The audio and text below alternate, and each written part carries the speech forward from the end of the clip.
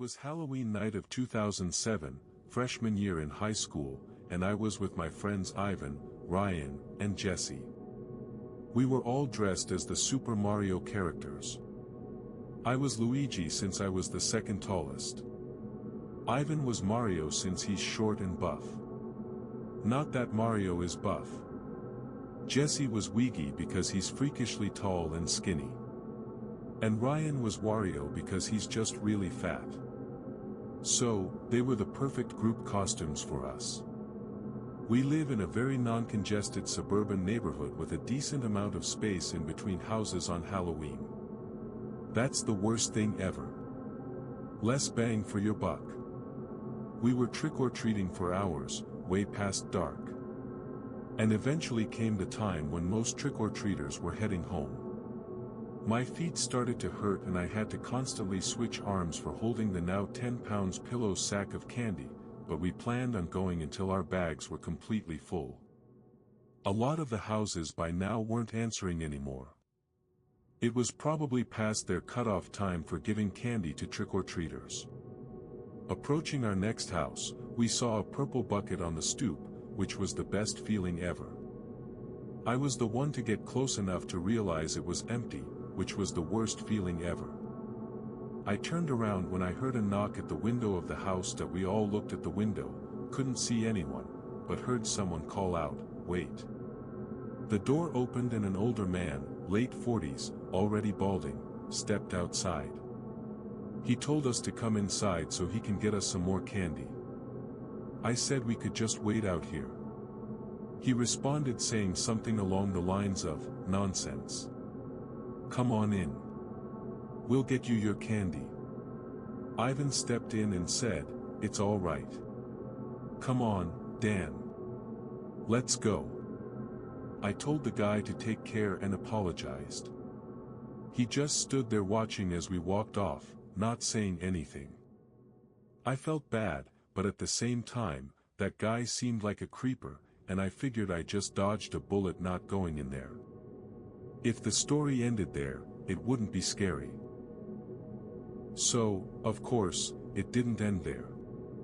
We skipped a few of the guy's neighboring houses just to get further away and continued on with our business.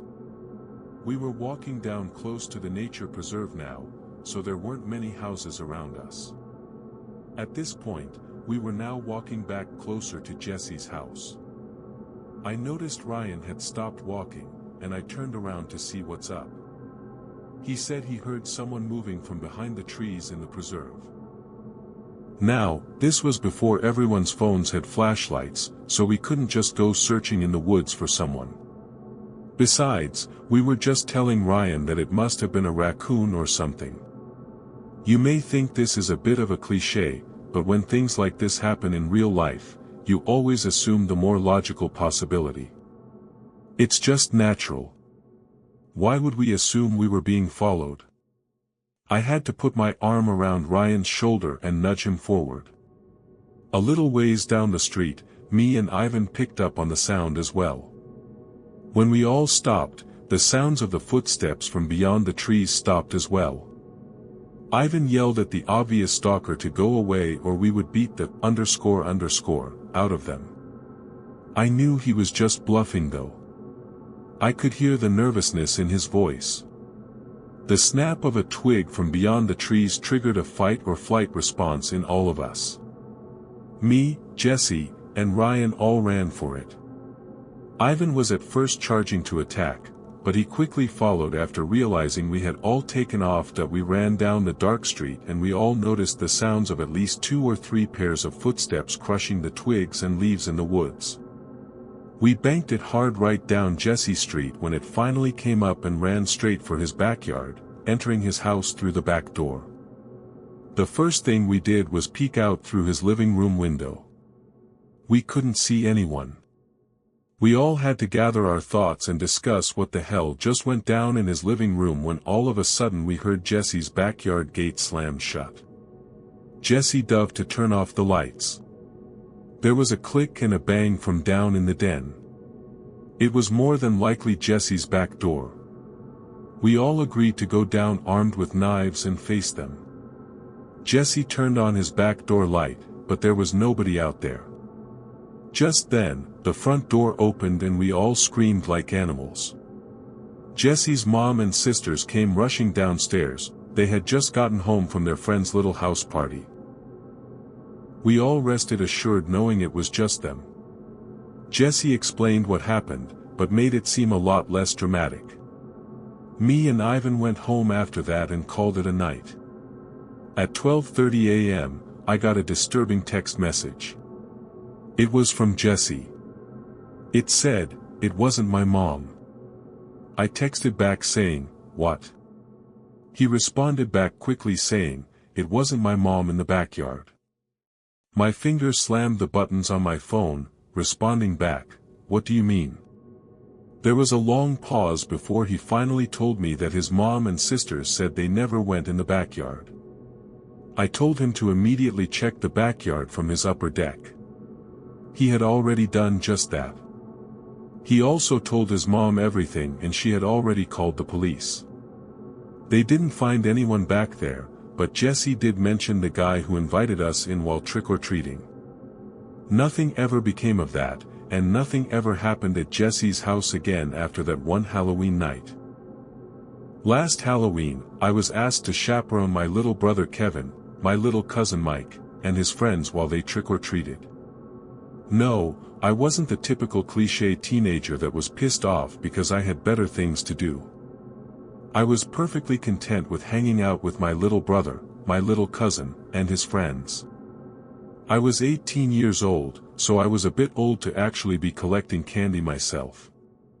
So, I asked my little brother to carry a smaller bag and put some candy in there for me at each house. By the time that small plastic bag was full, I was asking the kids if they were ready to go home.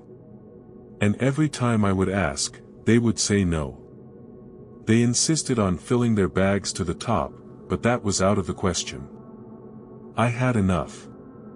So, I started leading them back in the direction of Mike's house. Suddenly, a white van pulled up next to us. The driver rolled down the passenger side window and asked me if I could help him out with something. "Nah, I got to get these kids home," I said as I directed my attention back to the group. He said he just needed me to fix his passenger seat into the upright position as it was a two-person job and he said he had a date. I told him it would have to be quick. He parked his car and told me to get inside. I opened the door and began fidgeting with the seat. He was telling me to lift and then I would lift. He would then say, "Put it back down." I'm going to be honest, I thought this guy was just flat out dumb until I heard the kids screaming outside. There was somebody trying to grab one of Kevin's friends. I almost fell on my face as I tried to get out of the van. When I did, I grabbed him by the throat and began to strangle him. The driver came out and shoved me to the floor and attempted to grab Kevin, but the owner of the house we were in front of came out front with a rifle in his hand. He fired a shot in the air, a warning shot. And with that, the two creeps hopped back in their van and drove off. I tried to grab a hold of one of them, but I wasn't quick enough. The van was gone down the street before I could even take 5 steps after getting up. I couldn't express enough gratitude to that old man who came out with the rifle. I wish I could say the story ended there happily, but unfortunately the next day while watching the news, there was a report of a missing 9-year-old boy in our town. Now, I usually believe in coincidences, but I know that wasn't any coincidence, and I know for the rest of my life, it will kill me remembering how I could have prevented a kidnapping had I just grabbed a hold of one of those guys. Me, my best friend Jordan, and my friend Chris were trick-or-treating on Halloween night. We live in a really rural side of Pennsylvania, and Halloween always kind of sucked because of that. For all you city and urban kids, Halloween is a lot different when you live in a quiet rural area. First of all, and most obviously, the walking distance between houses is much worse. However, people tend to give more candy to us since they get less trick-or-treaters. And that's the second thing, less trick-or-treaters. It's actually kind of rare to see other people trick-or-treating by us, mainly because we live in the Middle East, Bumble, __, so it didn't feel as festive or just Halloweenish. I'll tell you right now, it felt a lot spookier, though, walking down foresty roads all alone with your group, only with the occasional house. And for that, maybe it was a perfect place for Halloween. It was our first house of the night.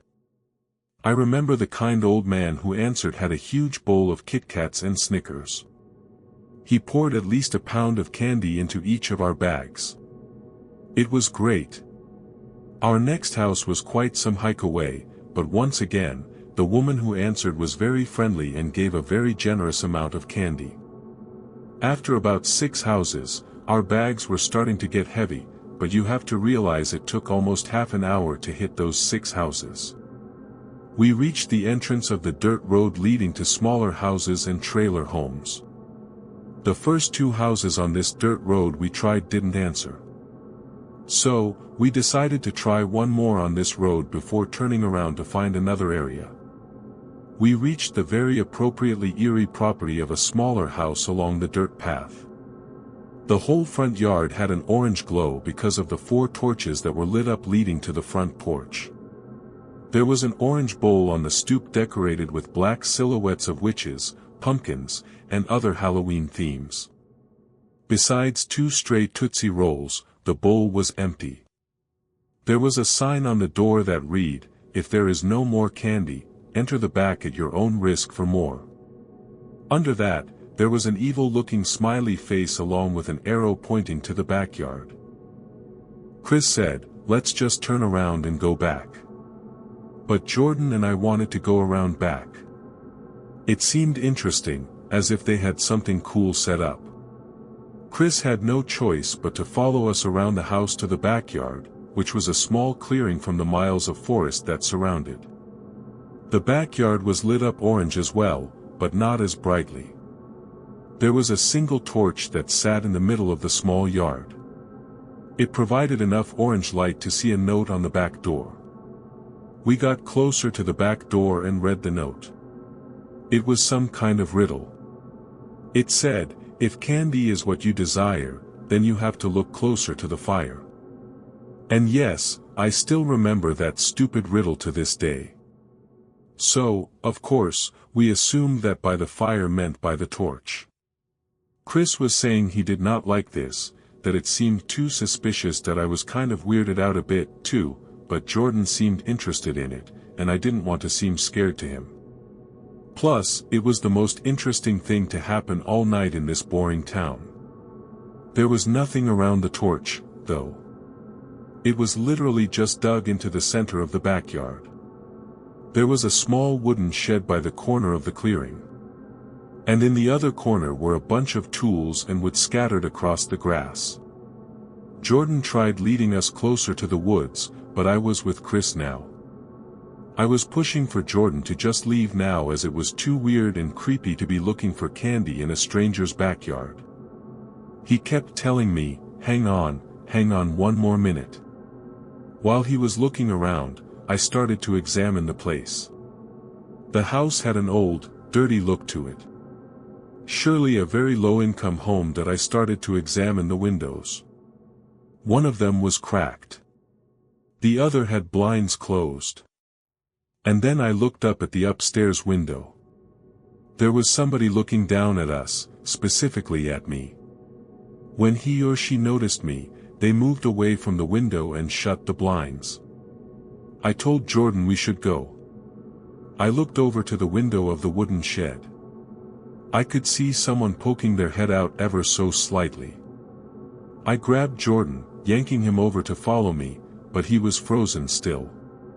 He was looking up at the woods. I looked to see what he saw. There was a person coming out from the woods. Jordan was laughing. I guess he thought it was supposed to be a part of this spooky setup. I watched with him until we saw the person come into light wearing a genuinely horrific mask. And there was something in his hand, a machete. Jordan still thought it was a joke. Even Chris seemed to be laughing a bit. Hell, I started to think it was all just a nice little Halloween setup until the person wearing the mask charged at Jordan and swung the machete, only he missed as Jordan backed up in time.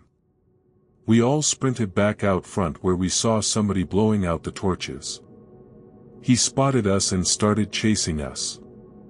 We ran all the way down the dirt road, back down the paved road, and made it back to my house. Jordan was throwing up. I'm not sure if it was because of running so much or because of the fact that he almost lost his life. We told my parents right away. My dad called the police and asked them to come to the house. My dad then drove us to the house where it happened with the police following us.